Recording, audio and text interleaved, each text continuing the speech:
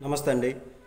ఈయన జగన్మోహన్ రెడ్డి మనిషేనా, వైఎస్ఆర్ కాంగ్రెస్ పార్టీ మనిషేనా అని అంటే చాలు, జగన్ మనిషి అనేవాడినల్లా జైల్లో వేయించడం, వరుసగా వైఎస్ఆర్ కాంగ్రెస్ పార్టీ వాళ్ళు అరెస్టులు, వైసీపీ అంటే చాలు కేసులు బనాయించటం, వరుస పెట్టి జరుగుతున్నటువంటి ఈ కేసులు ఎందుకంటే మళ్ళీ భవిష్యత్తులో జగన్ తమ వాళ్ళను వేధించకుండా ఎప్పుడైనా జగన్మోహన్ రెడ్డి అధికారంలోనికి వస్తే అన్నటువంటి వాదన తెలుగుదేశం నుంచి వినిపిస్తున్నటువంటిది చెప్పే మాట.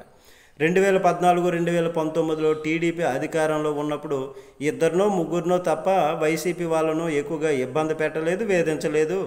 అదే జగన్మోహన్ రెడ్డి అధికారంలోనికి వచ్చినప్పుడు 2019-24లో రవీంద్ర దగ్గర నుంచి అచ్చెన్నాయుడు వరకు, అయ్యన్న పాత్రుడు, ఇలా ఎందరినో చాలామంది లెక్కలేనంత విధంగా అనేక మంది పైన కేసులు, అరెస్టులు బనాయించడము, తర్వాత విధ్వంసాలు చేయటం, వేధించటం, జైల్లో తిప్పటం, ఇలా హింసించాడు.